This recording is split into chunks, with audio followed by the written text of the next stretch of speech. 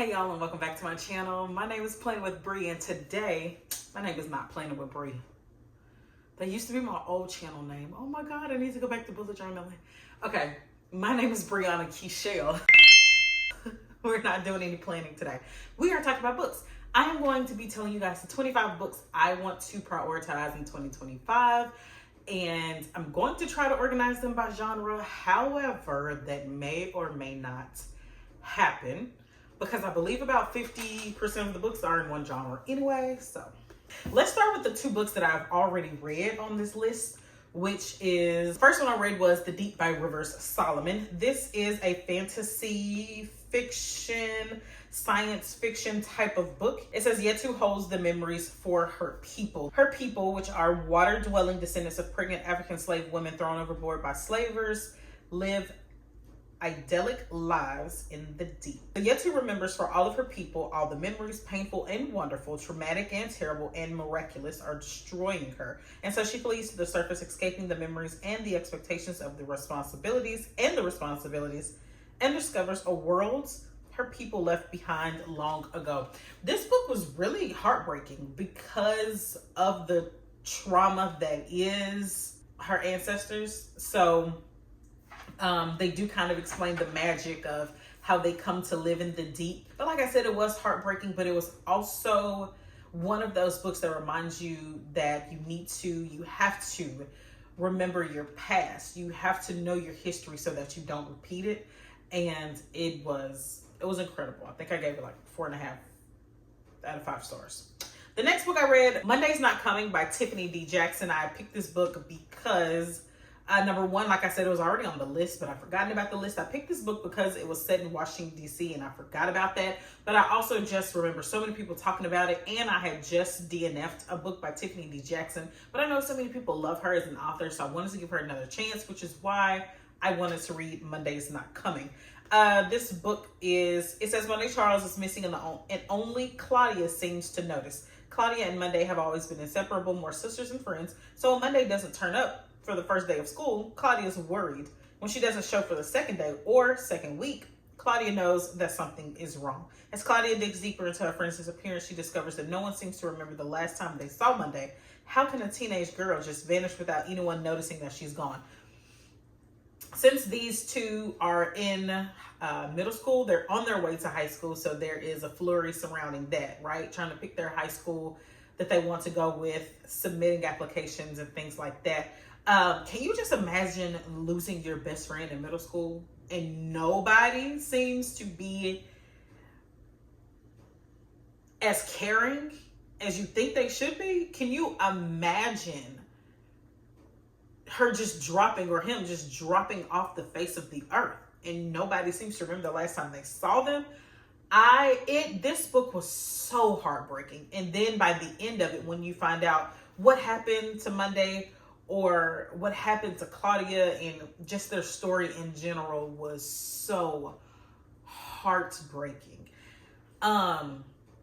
I gave it a 4.75. I just rounded it up to 5 stars. There were some parts that I felt like were rushed, rightfully so, because if we sat in certain parts of this book, it would have been even more traumatic. But just to think about the trauma of losing your best friend and just having to reconcile with her being missing and just using that terminology, it's something I couldn't imagine. So I think this book was done really well in allowing us to feel what Claudia was feeling and how lost, scared she was, and what turmoil she was with, and how she had to navigate the world on her own because life moves on. So that was an amazing book. Like I said, 5 out of 5. I would recommend. Okay, so now let's talk about the books that I have not read yet. Like I said, I am going to try to keep these in some type of grouping. So the first group of books I want to talk about, they are either very, very old releases that I really want to get to, or they're by authors that I should have read by now. And I'm just go ahead and get this out the way, so that if y'all want to talk bad about me in the comments, you can go ahead and do that. Okay. The first one I want to talk about in this section of books that I need to read, absolutely have to read, because these are literary classics, It's Beloved by Toni Morrison. No, I have not read this book yet. It is on my shelf and I am going to get to it. It's on my physical TBR. Staring unflinchingly into the abyss of slavery, the spellbinding novel transforms history into a story as powerful as Exodus and as intimate as a lullaby. I was thinking about reading this book when I did should I do a video of my failed vlogs? I'm thinking about it. I was doing a vlog because I moved and I was reading books about people who moved into new houses, because that whole process takes a lot of trust and it can be sketchy. Okay. The protagonist was born a slave and escaped to Ohio, but 18 years later, she is still not free. She has too many memories of Sweet Home, a beautiful farm where so many hideous things happened. And her new home is haunted by the ghost of her baby. So that's why I wanted to pick this book up in the vlog that you guys never saw. The next book I want to talk about in this collection of books that I absolutely have to read because they are literary classics, The Parable of the Sower. I always want to put a "the" at the beginning, and it's not one there. By Octavia E. Butler. This was released in 1993. Okay. Oh, the first line says, in 2024, with the world descending into madness and anarchy, one woman begins a faithful journey toward a better future. Lauren and her family live in one of the only safe neighborhoods remaining on the outskirts of LA. Behind the walls of her defended enclave, Lauren's father, a preacher, and a handful of other citizens try to salvage what remains of a culture that has been destroyed by drugs, disease, war, and chronic water shortages. Why was it a tongue twister? When fire destroys their compound, Lauren's family is killed and she is forced out into a world that is fraught with danger. With a handful of other refugees, Lauren must make her way north to safety, along the way conceiving a revolutionary idea that may mean salvation for all mankind. The next one, also by Octavia E. Butler, is Kindred. This is one that I really, really want to read. This is about, it has a little time travel in it. So it's a historical fiction, science fiction, fantasy. Messes with time travel when Dana, a modern Black woman, is snatched abruptly from her home in California and transported to the South during slavery. A living nightmare. Literally a living nightmare. The next book in this is Half of a Yellow Sun by Chimamanda Ngozi Adichie. If I said your name wrong, I'm so very sorry. It's been a long time since I looked up how to pronounce her name. So I put this on the list because I love Americana by this author. One of my first booktube books ever, but I was journaling, but it was one of the first books I talked about on my channel. I did a full book review for, and I'll link that if you want to see it. I did pages in my journal, which turned out beautifully, if I must say so myself. But with that being said, she did so many things right in that book that I always wanted to come back to her. So Half of a Yellow Sun. This book is a remarkable novel about moral responsibility, about the end of colonialism, about ethnic allegiances, about class and race, and the ways in which love can complicate them all. I'm excited for this book. I can't pronounce most of the names. I'm going to look them up before I read them because there's nothing worse than reading a whole book about people whose names you cannot pronounce. The next one, I know. I'm kind of scared to say it. Don't judge me. I need to read Their Eyes Were Watching God by Zora Neale Hurston. I know. Okay, I know. This book was released in 1937. Oof. I am behind. It says, fair and long-legged, independent and articulate, Janie Crawford sets out to be her own person. No mean feat for a Black woman in the 30s. Janie's quest for identity takes her through 3 marriages and into a journey back to her roots. Must read. Absolute must read. And if you're not too ashamed of me, maybe we can better read it together. Next, we're going to get into some contemporary fiction. And this is going to start the next section. We're going to start with Queenie by Candace Carty Williams. This book is just, I already started reading it and it's hilarious. It's about a 25-year-old Jamaican British woman living in London, straddling 2 cultures and slotting neatly into neither. She works at a national newspaper, where she's constantly forced to compare herself to her white middle-class peers, After a messy breakup from her long-term white boyfriend, Queenie seeks comfort in all the wrong places. As she careens from one questionable decision to another, she finds herself wondering, what are you doing? Why are you doing it? And who do you want to be? Yeah, we're going to move swiftly to the next category. So that was the only one, I think, in contemporary fiction. Now we're going to move on to the next category, which is fantasy / fiction, fantasy with some magic, paranormal things. Let's start with The Ballad of Perilous Graves by Alex Jennings.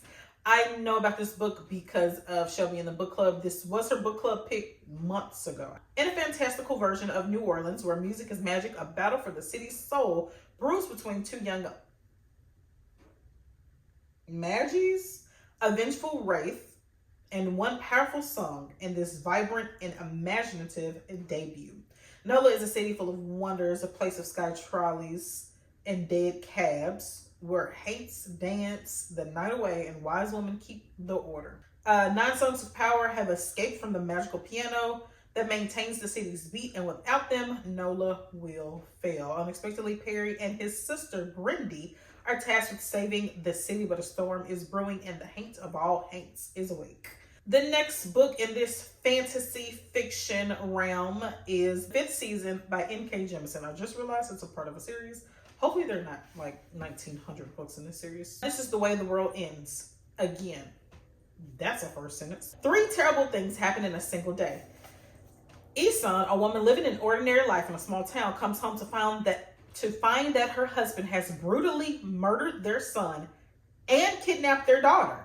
Meanwhile, the world-spanning empire, whose innovations have been civilization's bedrock for thousands of years, collapses as most of its citizens are murdered to serve a madman's vengeance. And worst of all, we're not done. Across the heart of the vast continent known as the Stillness, a great red rift has been torn into the heart of the earth, spewing ash enough to darken the sky for years or centuries. And what is fantasy without Brandon Sanderson? I want to read Warbreaker because this is one of the books that I heard was not a part of a series, and they lied to me because this says The Cosmere number 14. Please tell me this is a standalone book. It says Warbreaker is the story of 2 sisters who happen to be princesses. The god king one of them has to marry, the lesser god who doesn't like his job, and the immortal who's trying to undo the mistakes he made hundreds of years ago. So this is not the one I was thinking of. Why does it say The Cosmere number 14? If this is the right book, then I must read it this year if I can read it as a standalone. Otherwise, I'm not committing myself to reading 13 books before I read that one. Absolutely not. Let's keep going in the fantasy realm. We have Bemused by Farrah Rashan. First of all, can we talk about how Farrah Rashan is one of the best romance writers ever?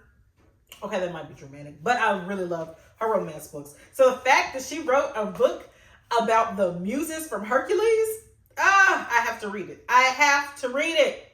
Okay, the muses narrated Hercules' story. Now, in this novel, for fans of the New York Times bestsellers Go the Distance and Fire and Fates, they'll narrate their own gospel truth.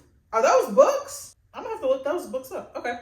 Living in a quiet seaside village with their overprotective mother, teenage sisters are talented performers with no audience. If Callie had her way, she'd pursue her dream of writing epic stories in the city of Thebes. But family comes first, and as the eldest, she'd never leave her beloved sisters behind. Oh my God, their mom was kidnapped. Absolutely. I'm putting that on my April list. So very, very excited to read this because if you know me, you know that Hercules is one of my all-time favorite Disney movies ever and ever and ever and ever because of the muses. And Megara was hilarious.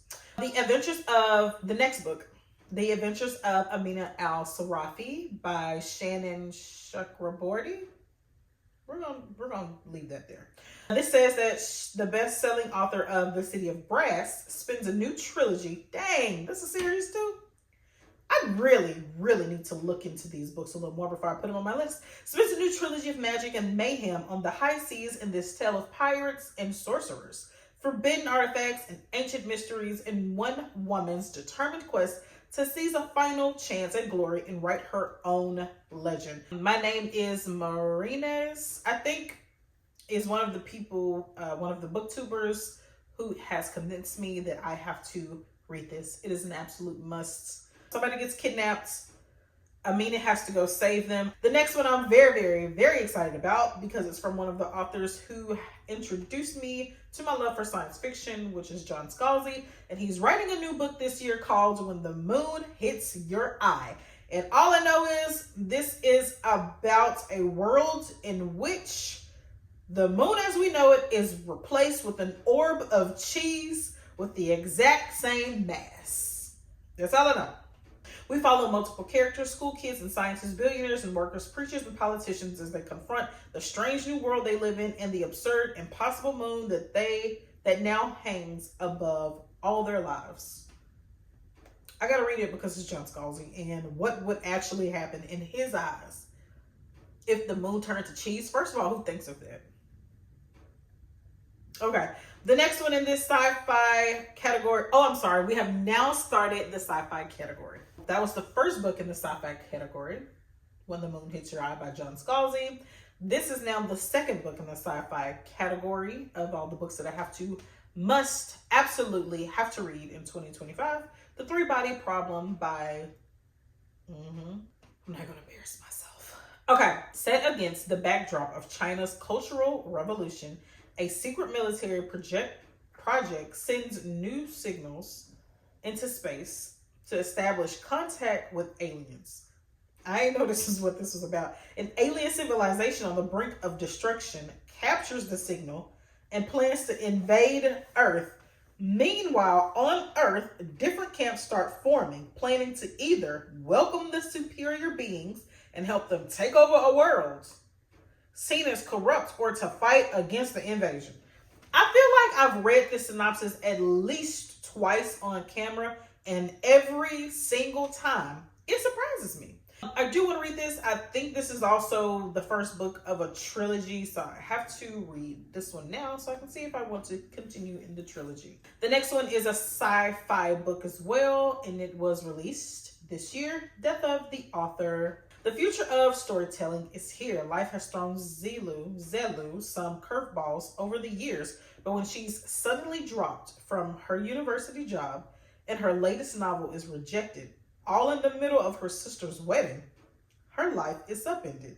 Disabled, unemployed, and from a nosy, high-achieving, judgmental family, she's not sure what comes next. I didn't know all that was going on. In her hotel room that night, she takes the... Why is she in a hotel?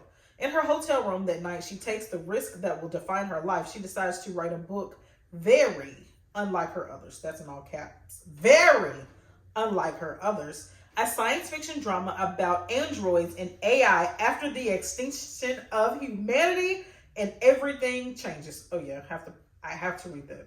The next one, also a science fiction, is called All the Water in the World by Erin Caffel. In the tradition of Station 11, a literary thriller set partly on the roof of New York's Museum of Natural History in a flooded future.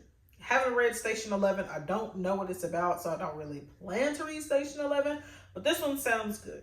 Post-apocalyptic, science fiction, dystopian, yeah, all the things that I like. They hunt and grow their food in Central Park as they work to save the collections of human history and science. Cool. That's it. It's about a settlement on top of a building in a world that has been flooded by water. The next book I want to read, also science fiction dystopian, is We Lived on the Horizon by Erica Swiler. It's a novel about a bioprosthetic surgeon and her personal AI as they are drawn into a catastrophic war. This city, Bulwick, was founded on a system where sacrifices were rewarded by the AI that runs the city.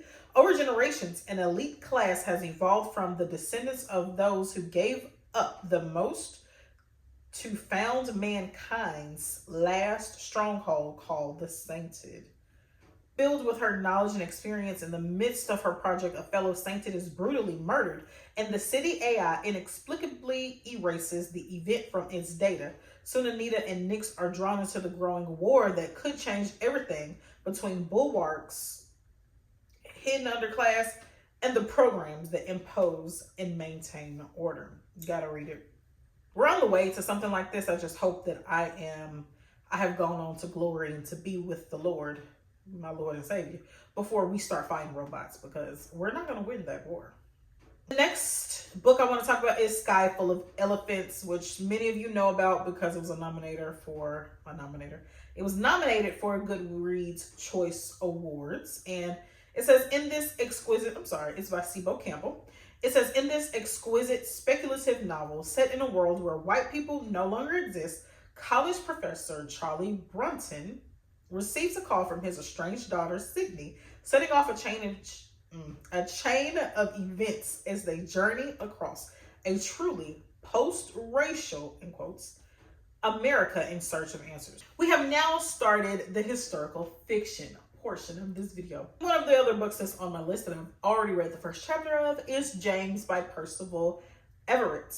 It is a brilliant reimagining of Adventures of Huckleberry Finn, both harrowing and satirical, told from the enslaved Jim's point of view. I am excited to continue reading this book. However, I want to listen to it on audio because of the language. I feel like it's going to be very poignant if the narrator does a good job. The next book is also historical fiction. It is two.